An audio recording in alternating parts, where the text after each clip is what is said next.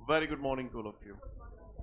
Well, इससे पिछले video में मैंने आप लोगों को उत्क्रमणीयता का सिद्धांत बताया था, साथ साथ विभिन्न माध्यमों से प्रकाश का अपवर्तन आपको समझाया था, जिसमें हमने सूत्र की स्थापना की थी, A mu W into W mu G into G mu बराबर 1, राइट। साथ साथ मैंने कुछ एक नोट बताए थे, जैसे कांच का अपवर्तनांक 1.5 होता है या 3/2 भी लिखते हैं। पानी का अपवर्तनांक 4/3 होता है, यानी कि 1.33 होता है। ये सब बताया था आपको, राइट। आज उसी कड़ी में हम लोग आगे बढ़ने जा रहे हैं। अगला इसके बाद हमारे सामने एक सवाल है।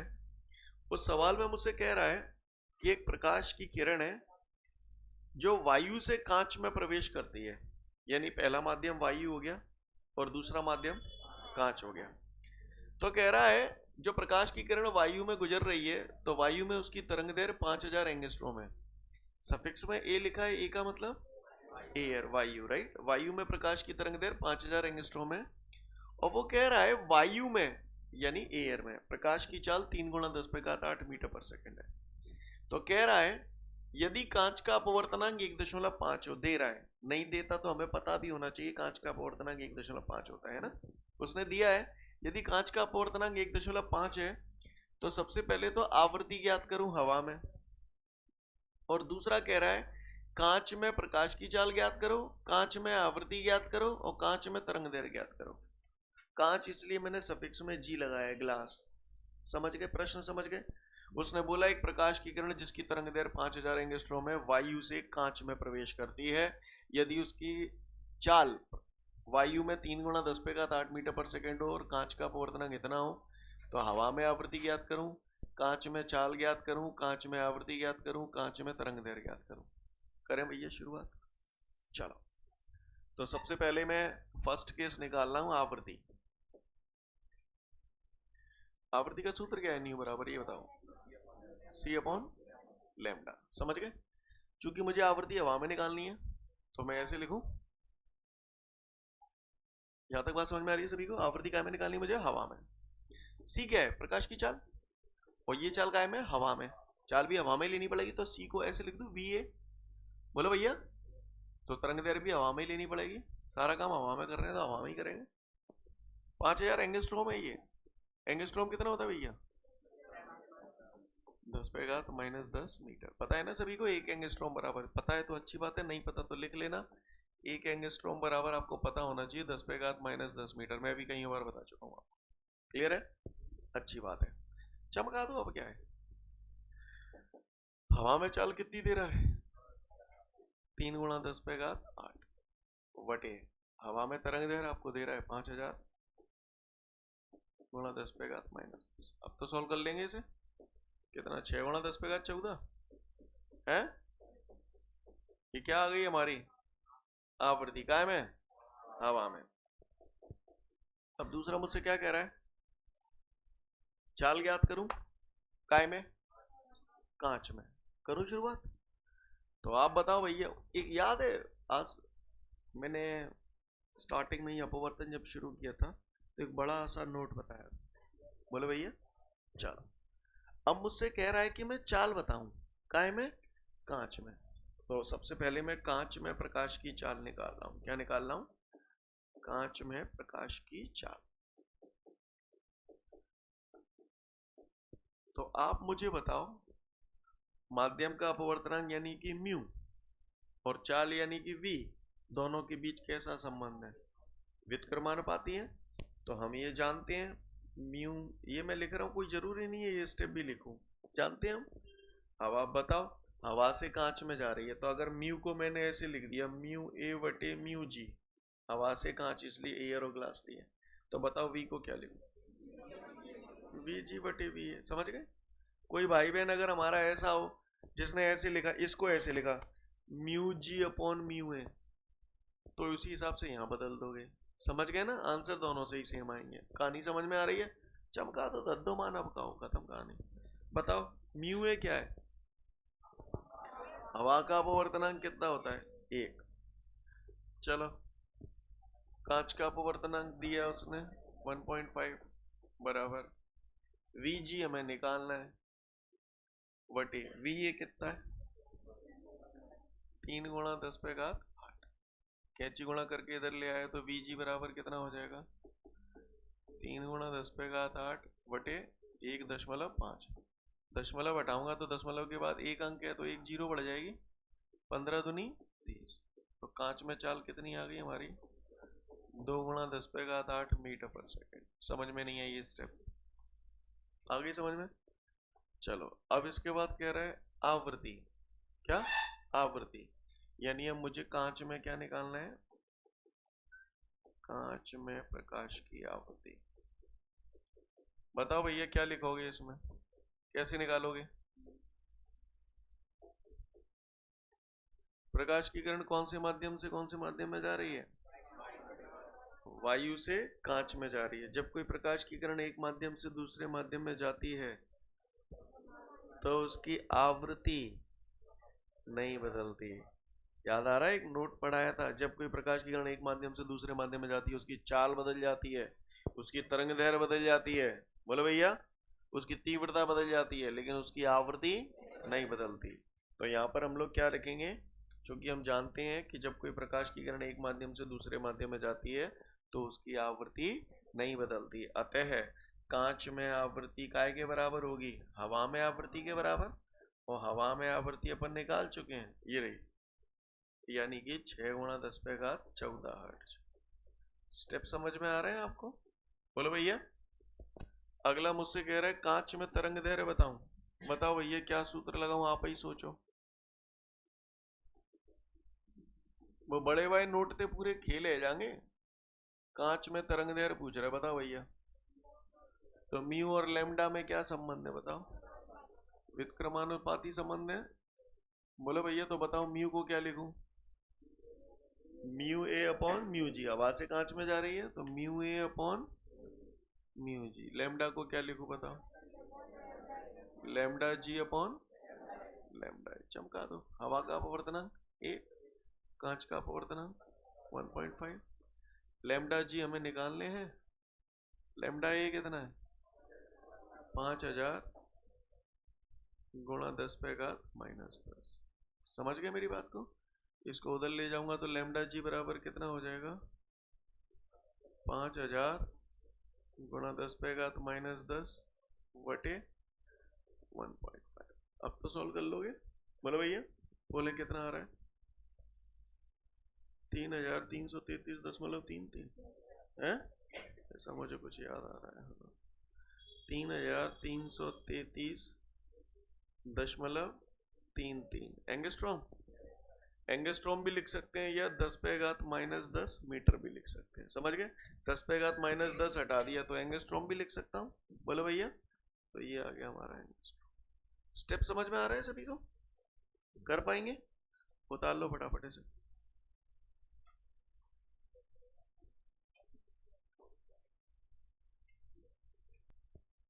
आगे बढ़ते हैं। इसके बाद हमारे को अगला सवाल दे रहा है और अगले सवाल में मुझसे कह रहा है कि वायु में प्रकाश की चाल 3 गुणा 10 पे घात 8 मीटर पर सेकंड है और पानी यानी कि वाटर, पानी में प्रकाश की चाल 2.25 गुणा 10 पे घात 8 मीटर पर सेकंड है। तो कह रहा है हवा के सापेक्ष पानी का अपवर्तनांक ज्ञात करो। क्लियर? वैसे तो आपको ये आंसर डायरेक्ट याद है। पानी का अपवर्तनांक होता कितना है? 1.33 या फिर 4/3, कुछ भी बोल सकते हैं। चमका दो। बताओ भैया। MUW। थोड़ा इधर रफ वर्क करते हैं, बताना। MUW यहाँ पर मुख्य रूप से काय के अपवर्तनांक की बात कर रहे हैं? पानी के। पानी का अपवर्तनांक किसके सापेक्ष? हवा के सापेक्ष। याद आ रहा है? हाँ, आपको ये वैसे आपको डायरेक्ट याद हो तो 1μ2 बराबर μ2 अपॉन μ1, तो MUW बराबर μW अपॉन μ है। कहानी समझ में आ रही है? और म्यू और वी में कैसा संबंध है? बड़ा सा नोट। तो μW अपॉन μA को V के फॉर्म में कैसे लिखूं? VA अपॉन, जो बोल रहा हूं समझ में आ रहा है? ये इसके बराबर, ये इसके बराबर, तो इसको ऐसे लिख सकता हूं। तो MUW बराबर क्या लिख दूं? VA upon VW। बोलो बबलू, हवा में चाल कितनी है? 3 गुणा 10 पे घात 8। पानी में 2.25 गुणा 10 पे घात 8। अब तो कर लोगे। 10 पे घात 8 से 10 पे घात 8 कितना? 4/3 या 1.33, कुछ भी लिख सकते हैं। समझ गए? उतार लो फटाफट।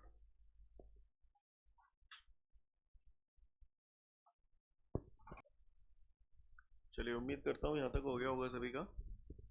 इसके बाद अगले क्वेश्चन की तरफ बढ़ते हैं। अगला सवाल हमको दिया है, पानी के सापेक्ष कांच का अपवर्तनांक 9/8 है और साथ कह रहा है यदि हवा में प्रकाश की चाल 3 गुणा 10⁵ किलोमीटर पर सेकेंड हो तो पानी में प्रकाश की चाल बताओ। काय में चाल बताऊं? पानी में। VA हवा में प्रकाश की चाल 3 गुणा किलो कितना होता है? 10⁻3। 1 किलोमीटर में 1000 मीटर होते हैं, तो किलो को 10⁻3 लिख सकता हूँ और 10⁻3 की मुलाकात 10⁻5 से होगी तो 10⁻8 मीटर पर सेकेंड। सॉरी, यहाँ तक सीन क्लियर है सभी को? 3 गुणा ये 10⁻8 मीटर पर सेकेंड। पानी में मुझसे चाल पूछ रहा है, करें शुरुआत भैया? तो बच्चों हमने पढ़ा था, आप ही बताओ, हवियाली 2 मिनट पहले देखा था, 1 μ2 बराबर μ2 अपॉन μ1। W μg को क्या लिखूं? μg upon μw। और v को म्यू को ऐसे लिखा है, v को क्या लिखूं? vw upon vg। वैसे डायरेक्ट याद करना चाहो तो डायरेक्ट भी याद कर सकते हो। पानी से कांच में जा रही है तो पानी बटे कांच, है ना? खैर, समझ में आया कैसे है? तो बताओ W μg बराबर क्या लिख दूं v के फॉर्म में? है भैया vw अपॉन vg। एक मिनट, यहां पर अपने को रुको एक मिनट, पहले तो अपन एक काम करें, 1 यही लगाते हैं, W μg बराबर μg अपॉन μw। तो इसको ऐसे लिखूं, μg अपॉन μw। यहां तक सीन क्लियर है सभी को भैया? W μg हमको कितना दिया है? 9/8। बोलो भैया, बराबर किसी के सापेक्ष नहीं है ये, तो क्या मानते हैं? हवा के सापेक्ष। किसके सापेक्ष? हवा के सापेक्ष। चलो भैया, ये बताओ कितना होता है ए μg? तो उसने दिया तो नहीं है, पर पता होता है हमें कांच का अपवर्तनांक कितना होता है? 1.5। रख दूं? चलो मैंने रख दिया 1.5 बटे, मालूम तो हमको ए μw भी है। समझ रहे हैं मेरी बात को? ये अपन ने रख दिया। आगे बढ़ रहे हैं, कैंची गुणा कर दिया, 15 8 120। बोलो भैया, एक अंक बाद दशमलव है तो दशमलव के बाद जीरो का कोई महत्व नहीं होता, बराबर 9 इंटू ए μw। आपको स्टेप समझ में आ रहे हैं? 9 को नीचे ले आऊंगा तो ए μw बराबर कितना हो जाएगा? 12/9। 3 त्रिका 9, 3 चौक 12, आ गया वही 4/3। ये ए μw आया है हमारा, है ना? हमें चाहिए क्या? VW चाहिए। तो बताओ भैया, ए μw बराबर इसे ऐसे लिखूं, VA अपॉन VW। बोलो भैया, यस और नो? जो बोल रहा हूं समझ में आ रहा है? हाँ जी, चमका दो फिर क्या। ए μw हो गया हमारा 4/3। VA 3 गुणा 10⁸ VW हमें निकालना है। कैंची गुणा कर दिया, 4 इंटू VW बराबर 3 त्रिका 9 गुणा 10⁸। बोलो भैया, 4 एकम 4, 4 दूनी 8, बचा 1, दशमलव लगाया, जीरो बढ़ाया, फिर 4 दूनी 8, बचे 2, 4 पंजे 20। तो पानी में प्रकाश की चाल आ गई 2.25 गुणा 10⁸ मीटर पर सेकेंड। स्टेप समझ में आ रहे हैं सभी को? नोट डाउन कर लें।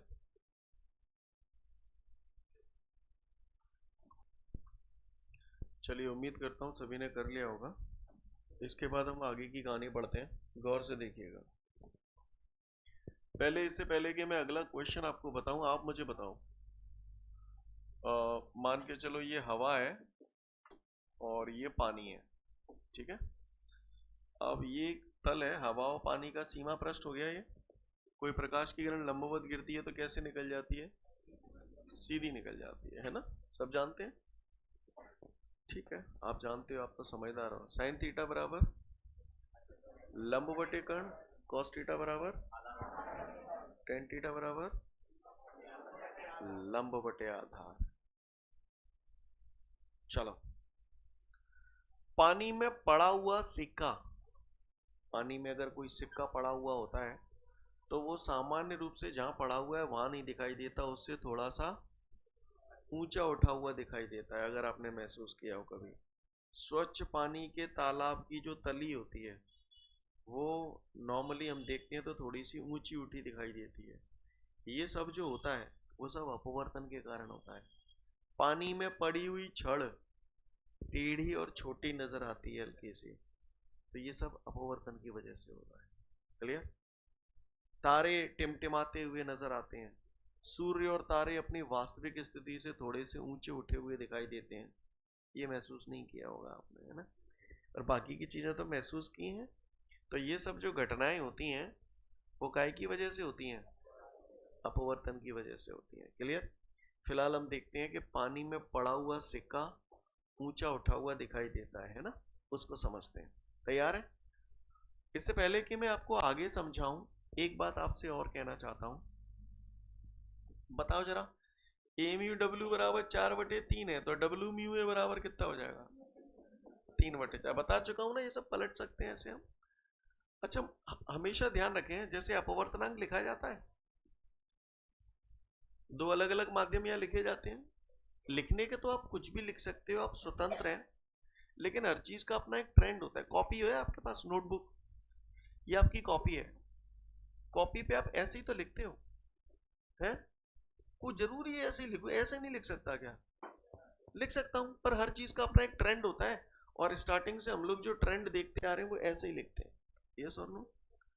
इसी प्रकार अपवर्तनांक जब भी लिखा जाता है तो अपवर्तनांक लिखने का भी एक ट्रेंड है, और वो ट्रेंड ये है कि जब भी आप किसी भी चीज का अपवर्तनांक लिखें तो इधर की तरफ हमेशा विरल माध्यम यानी rare medium, R for rare, rare माने विरल, डी फॉर डेंसर, डेंसर माने सघन।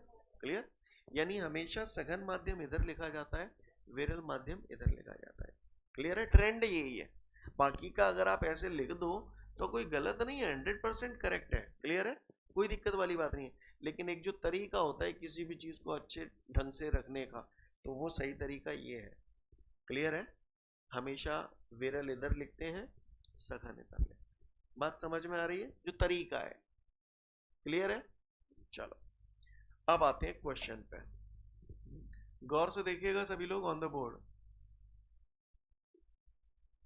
ये मैंने एक पात्र बनाया है, और पात्र के अंदर ये क्या भरा हुआ है? पानी। ठीक है बॉस? पानी के अंदर पड़ा हुआ है ये एक सिक्का। क्या है ये? सिक्का। और ये तली है। इस पानी के पृष्ठ के ऊपर क्या है? हवा। हवा यानी एयर, और ये पानी है यानी वाटर। इसमें से सघन माध्यम कौन सा है, विरल कौन सा है? हवा कैसा है? विरल को रेयर मीडियम लिख सकता हूं, इंग्लिश में हम इसे रेयर बोलते हैं, पता होना चाहिए। वाटर यानी पानी, सघन माध्यम है, इसे मैं डेंसर बोल सकता हूं। बोलो भैया, अच्छी बात है।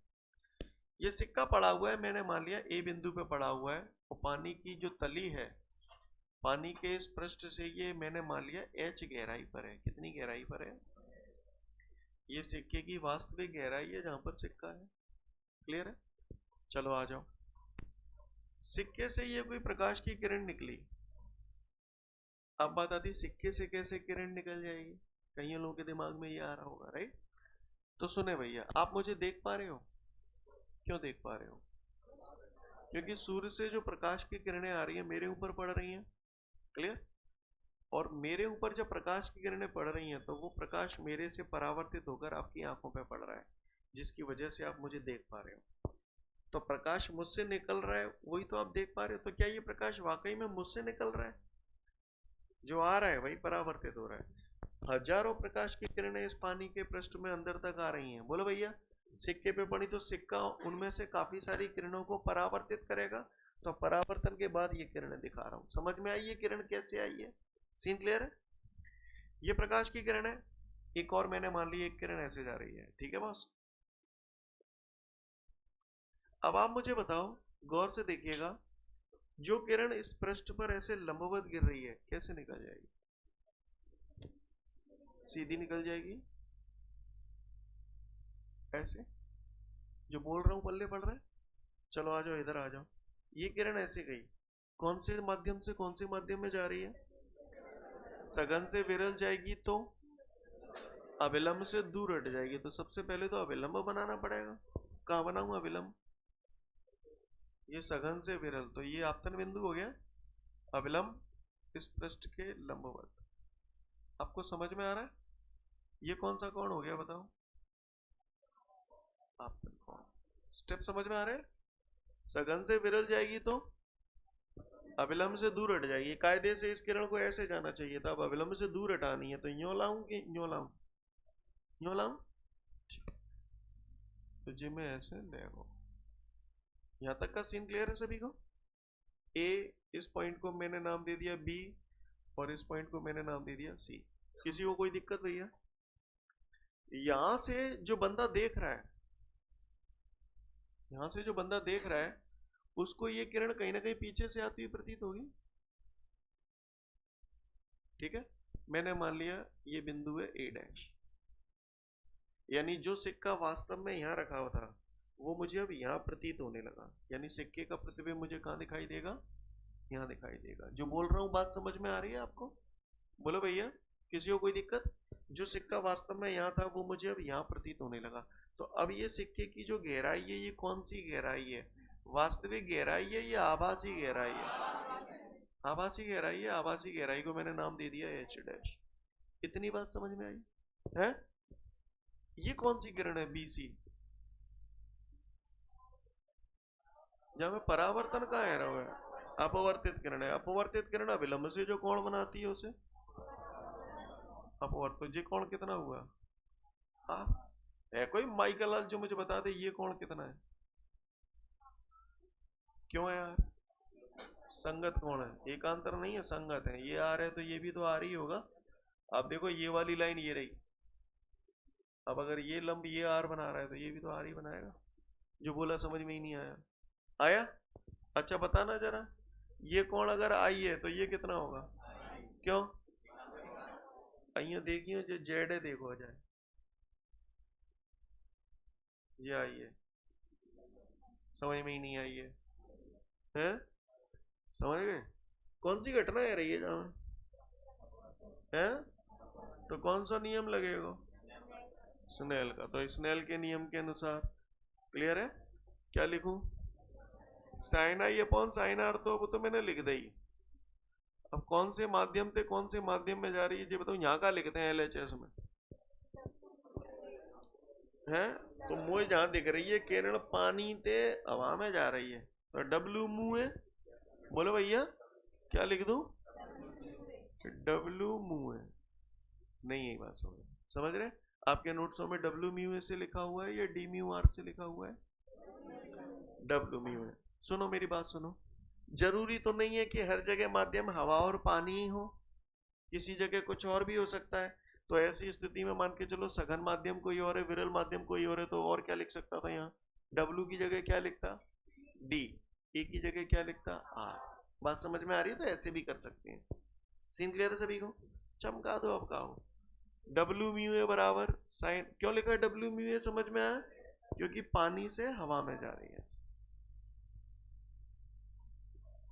डब्ल्यू म्यू ए बराबर, सुना है साइन थीटा बराबर लंब बटे कर्ण।